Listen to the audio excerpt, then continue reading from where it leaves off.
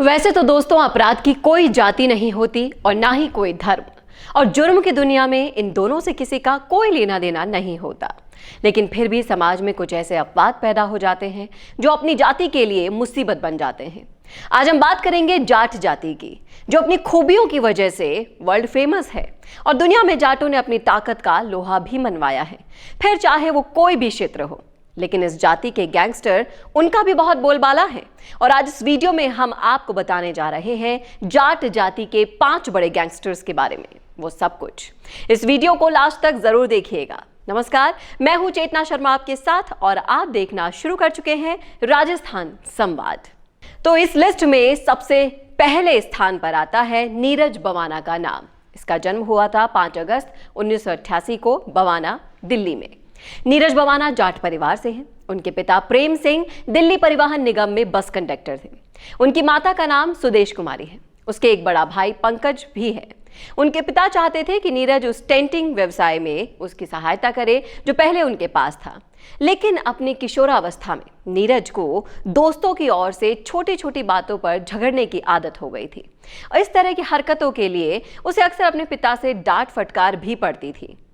सहरावत किशोरावस्था में ही लोगों को लूटने जैसे छोटे मोटे अपराध करने लग गया था। उसकी पहली गिरफ्तारी 2004 में हरियाणा में एक डकैती के लिए हुई थी। बवाना ने 3 महीने जेल में सेवा की और बाद में उसे जमानत पर छोड़ दिया गया था। कुछ ही समय बाद उसे बिना लाइसेंस के हथियार रखने के आरोप में 2005 में फिर से गिरफ्तार किया गया।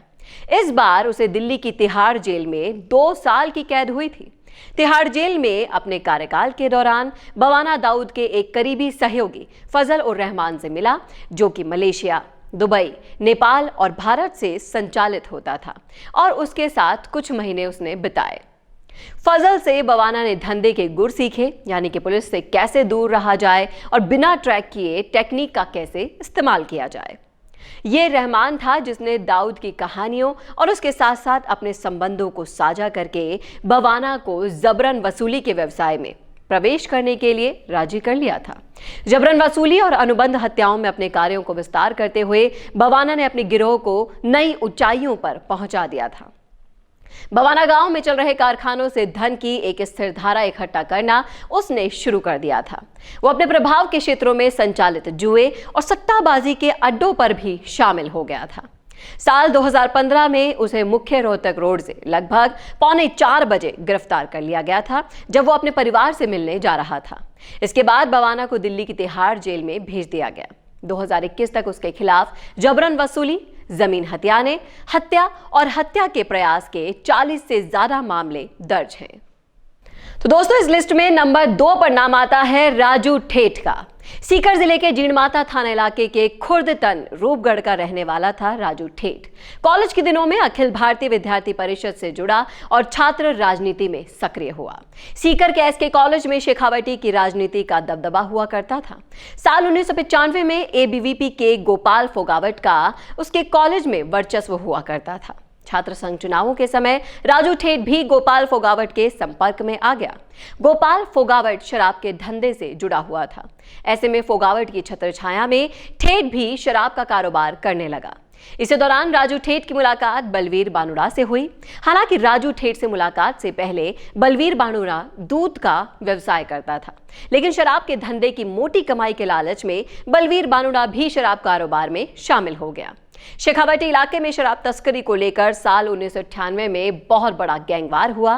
राजू ठेठ और बलवीर बानुड़ा ने मिलकर सीकर के भाबाराम की हत्या कर दी। इस हत्याकांड से अपराध की दुनिया में राजू ठेठ और बलवीर बानुड़ा का नाम आगे भी बढ़ा और बहुत फेमस हुआ। ठेठ और बानुड़ा के नाम से लोगों में इतनी दहशत थी कि शराब तस्करी या फिर दूसरे अवैध धंधों में रहने वाले को राजू ठेठ और बलवीर बानुड़ा की जी हुजूरी करनी पड़ती थी। जो इनकी जी हुजूरी नहीं करता था वो शेखावटी क्षेत्र में धंधा नहीं कर सकता था।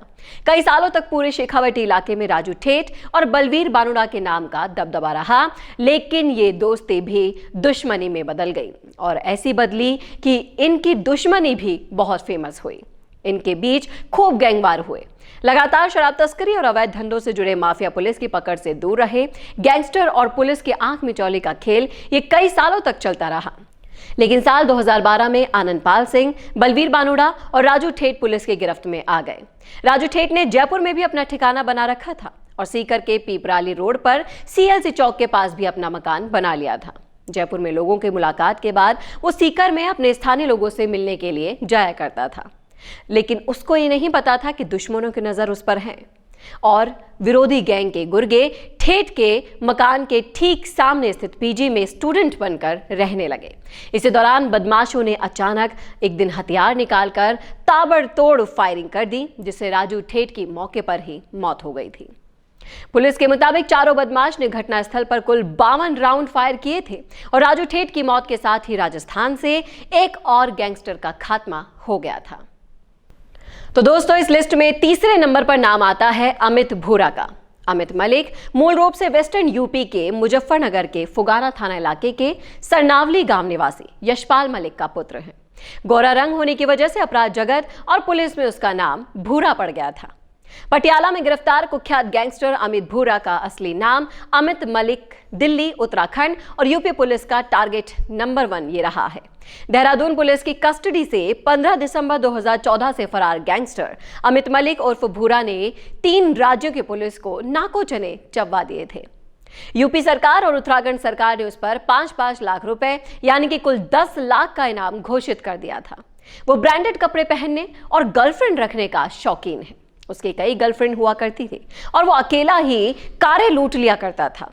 भूरा कई हत्याकांडों, bank robbery, toll robbery, truck लूट और पुलिस की कस्टडी से 2 बार फरारी का मुलजिम है। मधुविहार थाने में 2010 में हुई गिरफ्तारी के बाद तैयार उसके डोजियर के मुताबिक उसके आपराधिक जीवन की शुरुआत राजपाल नाई के गिरोह से हुई थी। उसने मुजफ्फरनगर में उसके खिलाफ गवाह केमिस्ट का मर्डर कर दिया था। 2002 में पुलिस एनकाउंटर में राजपाल की मौत के बाद वो मुजफ्फरनगर के कुख्यात भाइयों नीटू कैल और बिट्टू कैल के गिरोह में शामिल हुआ था।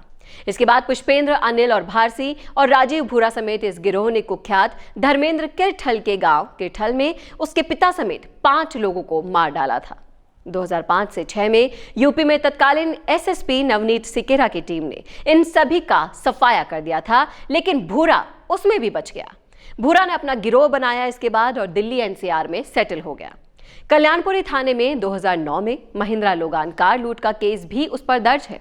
क्राइम ब्रांच में 2009 में आर्म्स एक्ट के तहत उस पर एफआईआर नंबर 105 दर्ज हुई थी और 2011 में स्पेशल सेल के एसीपी एसके गिरी ने उसे हथियारों समेत गिरफ्तार कर लिया था। दोस्तों, इस लिस्ट में नंबर 4 पर नाम आता है गैंगस्टर नवीन बाली का। जी हाँ, पुलिस रिकॉर्ड के अनुसार नवीन बाली सुल्तानपुर डाबस का रहने वाला है और नवीन पर हत्या के प्रयास और अपहरण के कुल 20 से भी ज्यादा मामले दर्ज थे।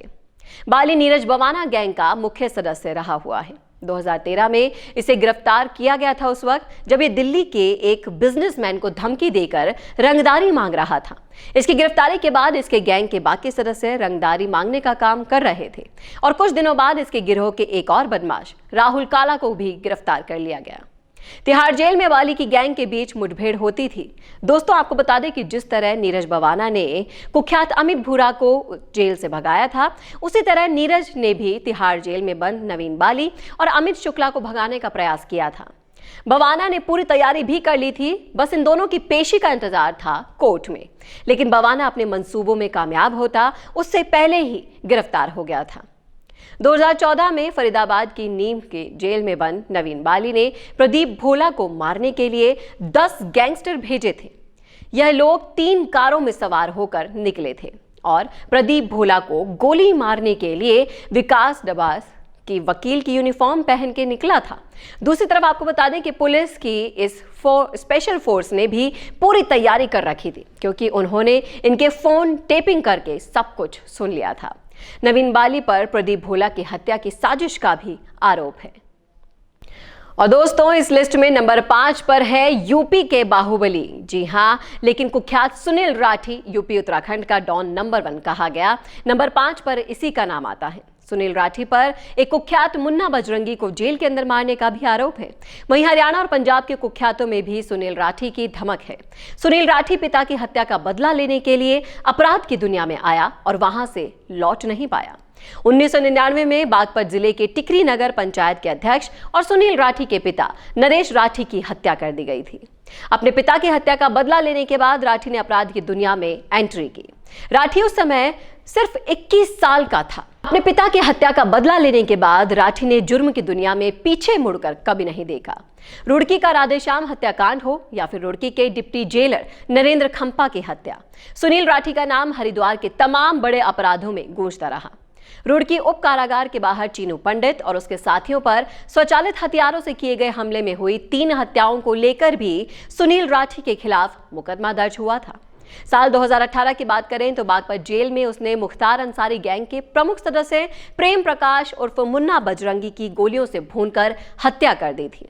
राठी के खिलाफ वर्तमान में कुल 18 केस लंबित हैं, जिनमें 10 मुकदमे उत्तर प्रदेश और 8 उत्तराखंड में दर्ज हैं।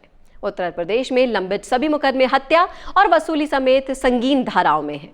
राठी की मां राजबाला देवी टिकरी नगर पंचायत की चेयरमैन भी रह चुकी है। राजबाला बीएसपी से विधानसभा का चुनाव भी लड़ चुकी है और राठी का साथ देने पर 2018 में हरिद्वार पुलिस ने राजबाला को भी गिरफ्तार कर लिया था। तो दोस्तों, ये थे जाट जाति के वो 5 बड़े गैंगस्टर जिन्होंने पूरे समाज में अपनी गैंगस्टरबाजी से दहशत मचा रखी थी। कैसे लगे आपको हमारी स्टोरी? कमेंट करके जरूर बताइएगा कमेंट बॉक्स में। और अगर आप देखना चाहते हैं ऐसी ही और स्टोरीज तो आप लिख डालिए राय अपनी कमेंट बॉक्स में। अगर वो सुझाव हमें पसंद आया तो हम उस पर वीडियो जरूर लेकर आएंगे। नमस्कार। बड़ी राजनीतिक पार्टी का टिकट चाहते हैं और उस टिकट से जीतकर नेता बनने का भी इच्छा रखते हैं, लेकिन प्रचार के लिए अभी भी वार त्योहार के पोस्टर बनाने का पुराना तरीका ही अपना रहे हैं। राजनीतिक प्रचार के लिए पोस्टर हुआ पुराना, वीडियो इंटरव्यू का है जमाना। राम मीडिया वर्क्स आपकी राजनीतिक प्रोफाइल को पावरफुल बनाने के लिए लाए हैं स्पेशल डिजिटल पैकेज, जहां प्रदेश के लाखों सब्सक्राइबर्स वाले डिजिटल चैनल के रिपोर्टर कैमरामैन लेंगे आपका इंटरव्यू। और वो उन चैनल्स पर प्रसारित होगा जिन्हें पहले से लाखों लोग सब्सक्राइब किए हुए हैं और जिनके करोड़ों में व्यूज है। तो छोड़िए पुराने तरीके, अपने इंटरव्यू, कैंपेन्स और इवेंट को कीजिए जमे जमाए चैनल्स के जरिए वायरल। ज्यादा जानकारी के लिए नीचे दिए हुए लिंक पर क्लिक कीजिए।